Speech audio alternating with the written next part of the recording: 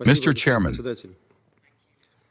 we thank Vladimir Ivanovich Voronkov and Natalia Merchevna German for their substantive reports on the activities of the units they head. We highly value the work of the United Nations Office of Counterterrorism and the Executive Directorate of the UN Security Council Counterterrorism Committee.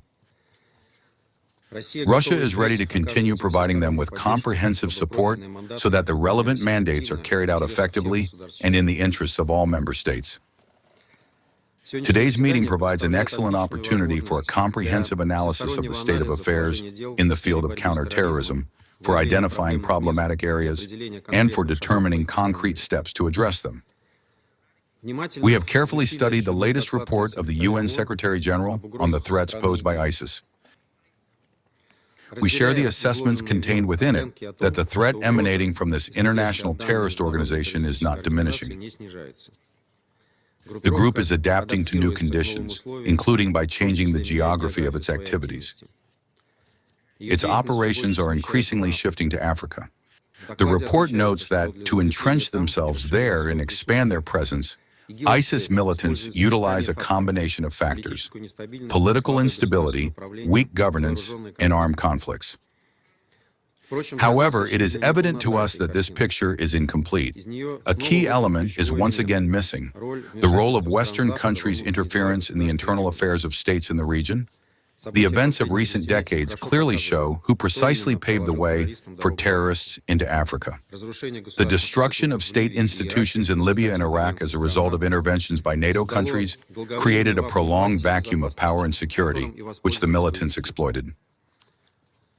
Furthermore, to serve their own geopolitical interests, the former colonial metropolises continue to support illegal armed groups on the African continent,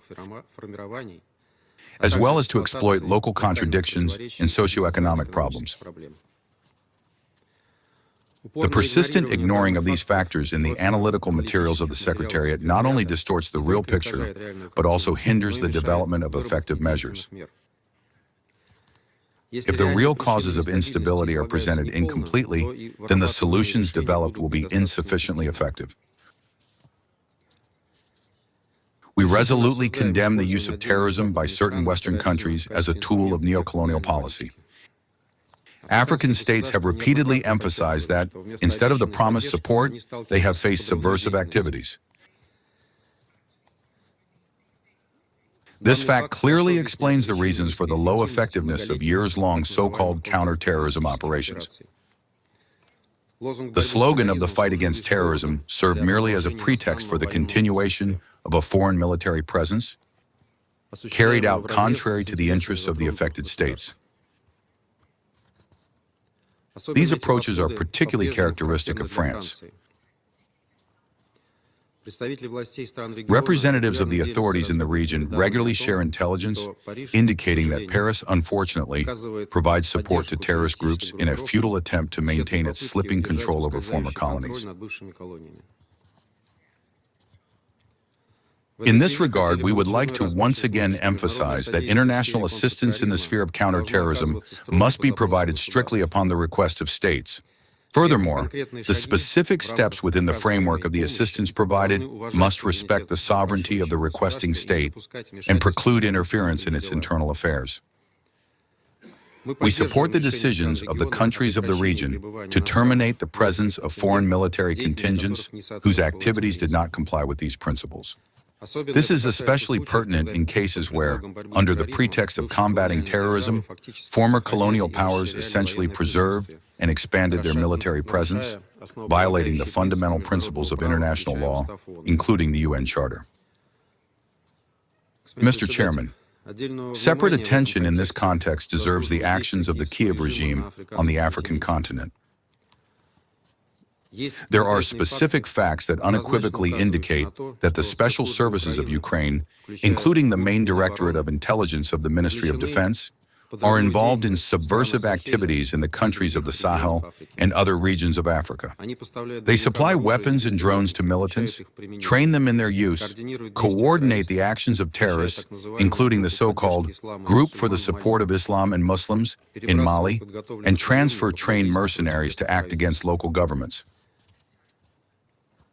All of the aforementioned requires a thorough international investigation involving the competent UN mechanisms.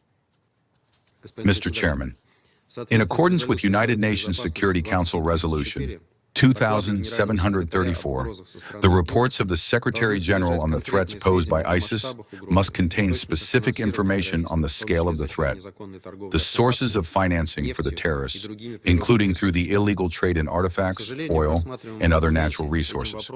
Unfortunately, the document under consideration gives minimal attention to these issues. We cannot overlook the serious problem of weapons falling into the hands of terrorists.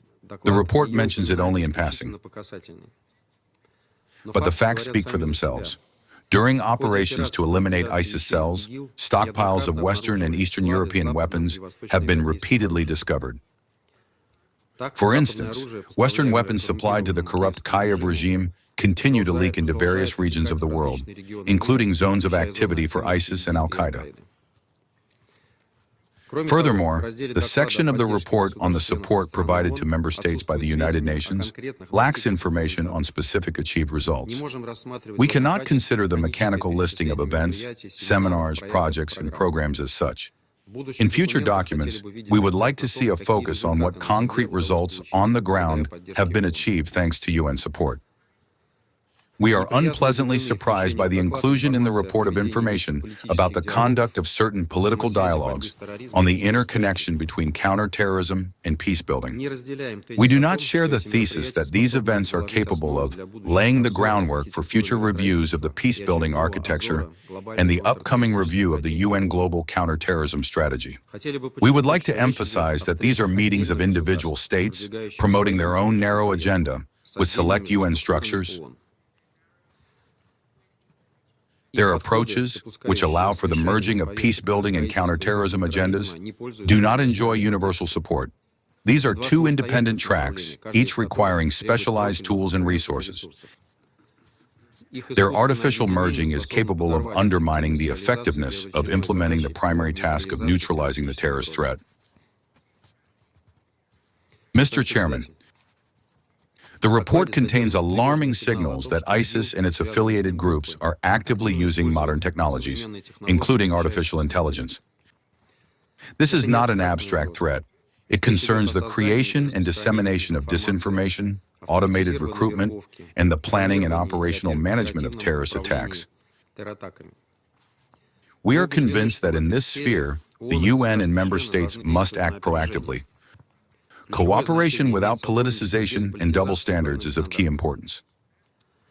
In this regard, I would like to emphasize that Russia consistently advocates for an honest, non-politicized, and results-oriented fight against terrorism without any hidden agendas. We are open to interaction with member states and UN structures on the basis of the principles of the UN Charter, primarily sovereign equality and non-interference in internal affairs.